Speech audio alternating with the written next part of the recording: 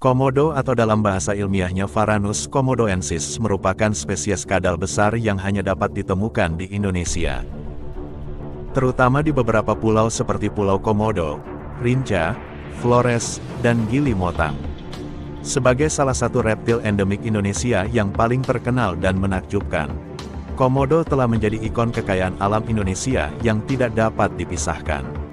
Komodo sendiri memiliki fisik yang hampir sama dengan biawak, bahkan banyak orang yang masih bingung membedakan komodo dengan biawak, terutama bagi mereka yang tidak terlalu familiar dengan jenis-jenis kadal. Hal ini karena komodo dan biawak memiliki beberapa kesamaan dalam penampilan dan berasal dari keluarga yang sama, yaitu Varanidae. Namun, meskipun terdapat kesamaan, terdapat perbedaan antara komodo dan biawak lainnya yang dapat membantu untuk membedakannya. Salah satu perbedaan yang paling mencolok adalah ukuran tubuh. Komodo merupakan jenis biawak terbesar di dunia. Panjang tubuh rata-rata komodo jantan dewasa adalah sekitar 2,5 sampai 3 meter dan berat 79 sampai 91 kg. Sementara komodo betina dewasa memiliki panjang tubuh rata-rata sekitar 1,8 sampai 2,4 meter dan berat tubuh 68 kg. Namun, perlu diingat bahwa ukuran komodo dapat bervariasi tergantung pada faktor-faktor seperti jenis kelamin, usia, dan kondisi lingkungan. Namun, di habitat alaminya, komodo termasuk dalam kategori apex predator, atau predator puncak karena di wilayah tempatnya hidup, tidak terdapat predator yang bisa mengancamnya. Komodo merupakan hewan karnivora yang memakan berbagai macam mangsa, terutama hewan kecil seperti burung, tikus, kadal, dan anjing liar. Namun, jika kesempatan muncul, komodo juga bisa memangsa hewan yang lebih besar seperti rusa, babi hutan, dan kerbau. Hal itu karena komodo memiliki kekuatan dan strategi berburu yang cukup unik. Gigi dan rahangnya yang kuat memungkinkan komodo untuk menggigit dan menahan mangsanya. Sedangkan toksin dalam gigitannya membuat mangsa menjadi lemah dan memudahkan komodo untuk menghabisinya. Selain itu, komodo juga menggunakan kecepatan dan kecerdasannya untuk menangkap mangsa. Dengan mengintai dari jarak dekat dan menyerang secara tiba-tiba. Namun, meskipun komodo mampu memangsa hewan yang lebih besar darinya, hal ini tidak berarti bahwa komodo selalu berhasil dalam menangkap mangsa yang lebih besar. Kemampuan berburu komodo terbatas dan seringkali menghabiskan banyak energi. Sehingga komodo lebih sering memilih mangsa yang lebih kecil atau memakan bangkai yang tersedia di sekitar tempat tinggalnya. Selain itu, komodo juga dibekali dengan indera penciuman yang sangat tajam. Komodo dapat mendeteksi keberadaan mangsa dari jarak yang cukup jauh, bahkan hingga 9 km. Karena indera penciumannya yang sangat sensitif, komodo bahkan bisa mendeteksi bau bangkai dari jarak yang jauh, dan dengan cepat bergerak menuju sumber makanan tersebut. Komodo juga terkenal sangat rakus dalam pola makan mereka. Ketika makan, komodo bisa menghabiskan sekitar 80% dari total berat tubuhnya. Artinya, jika seekor komodo memiliki berat tubuh 79 kg, maka ia bisa makan hingga 63 kg daging dalam satu kali makan. Komodo juga bisa berpuasa dalam waktu yang cukup lama setelah makan besar. Setelah makan, komodo biasanya akan berjemur di bawah sinar matahari untuk mempercepat proses pencernaan. Selain rakus, komodo dewasa memiliki kecenderungan untuk memangsa komodo muda dan telur mereka, sehingga mereka bisa dikatakan sebagai hewan kanibal. Untuk menghindari serangan dari komodo dewasa yang kanibal, komodo muda seringkali menghabiskan waktu mereka di atas pohon atau di tempat-tempat yang sulit dijangkau oleh komodo dewasa. Proses reproduksi komodo juga terbilang sangat unik. Saat musim kawin antara bulan Juni hingga Agustus, para komodo jantan akan bertarung untuk memperebutkan betina dan wilayah kekuasaannya.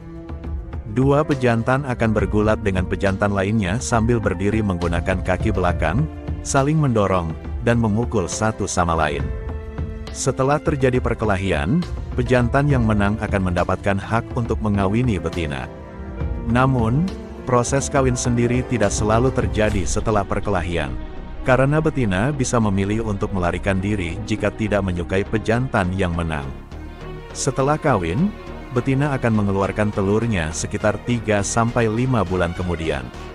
Telur tersebut akan diletakkan dalam lubang yang digali oleh betina dengan kedalaman sekitar 50-70 cm. Satu sarang telur biasanya berisi sekitar 15-30 butir telur, tergantung pada ukuran betina. Dan komodo betina akan mengerami telurnya sendiri selama 7-8 bulan sebelum telurnya menetas. Namun, setelah anak komodo menetas dari telur, induknya tidak terlibat dalam pemeliharaan atau pengasuhan anak-anak tersebut. Mereka harus berjuang sendiri untuk bertahan hidup dan menghindari predator, termasuk dari serangan kanibalisme dari komodo dewasa. Dari penelitian ilmiah yang telah dilakukan, diketahui bahwa komodo berasal dari benua Australia sekitar 4 juta tahun yang lalu. Dan kemudian menyebar ke Indonesia. Sejak ditemukan pada awal abad ke-20 oleh seorang ilmuwan asal Belanda, komodo menjadi subjek penelitian ilmiah selama beberapa dekade. Penelitian telah dilakukan untuk mempelajari berbagai aspek kehidupan komodo, termasuk metabolisme, genetika, kecerdasan, dan keberlangsungan hidup mereka.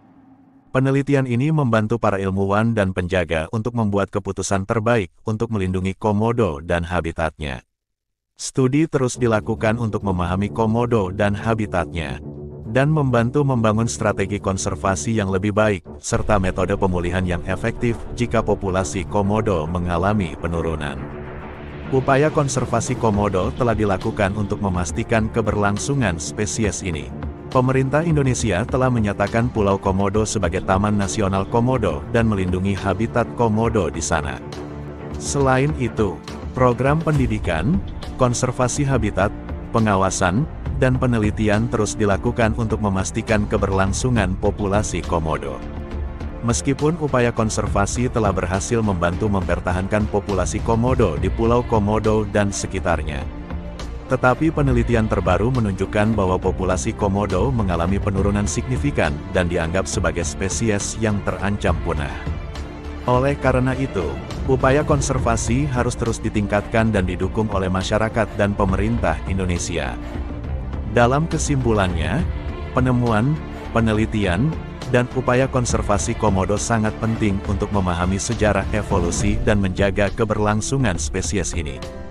Konservasi komodo dan habitatnya tidak hanya penting untuk komodo, tetapi juga untuk kehidupan di bumi secara keseluruhan.